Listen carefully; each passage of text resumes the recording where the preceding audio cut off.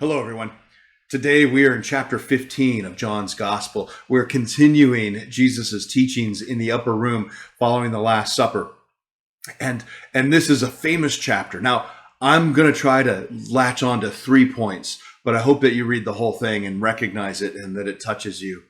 The first, I am the vine and you are the branches. Jesus says at verse 5, yes, I am the vine, you are the branches. Those who remain in me and I in them will produce much fruit. For apart from me, you can do nothing.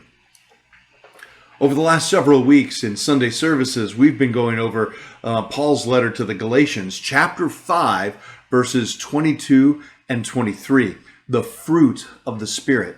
And one of the themes that we've tried to press into is that you don't get a fruit to grow big and juicy by staring at it.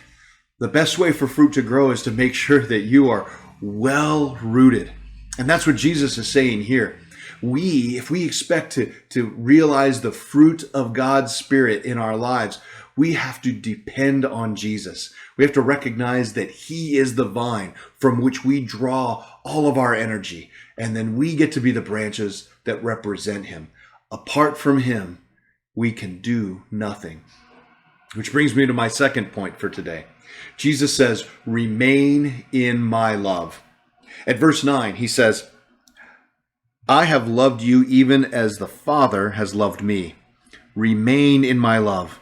When you obey my commandments, you will remain in my love, just as I obey my Father's commandments and remain in His love. I have told you these things so that you will be filled with my joy. Yes, your joy will overflow. Now, if you're reading this passage in isolation, you might get the impression that Jesus is trying to say that God's love is conditional, that His love depends on you obeying His commandments, and if you don't obey His commandments, then He's going to cut you off. But as we've read John's Gospel, we realize that that's not what he means at all. The best image here is to imagine that God's love is like a pitcher that doesn't stop pouring out His love on us. The deal is, when we obey God's commandments, we put ourselves in a position where we can be filled by the joy of God's love. And when we choose not to obey those commandments, it is us choosing to step away. God's love continues to be poured out, and it's being poured out for us. We are the ones that are stepping away from it rather than God in any way cutting it off.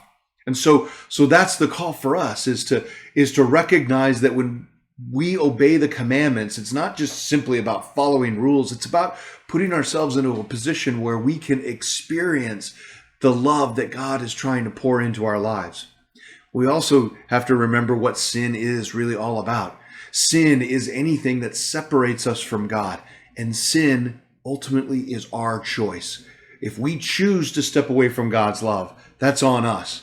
But be clear, God's love is constantly being poured for our sake.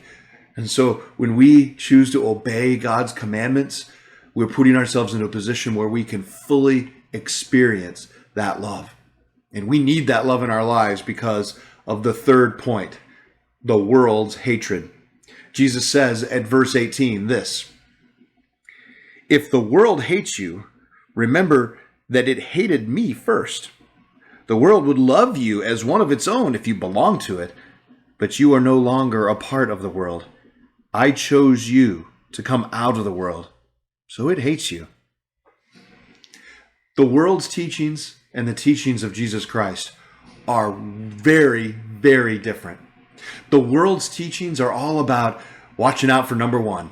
You got to put your own interests ahead of others. You have to do things, to earn things, to make things happen.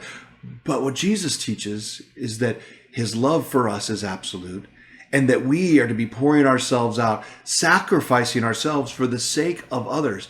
In God's kingdom, if you want to get ahead, you do that by helping everybody else get ahead.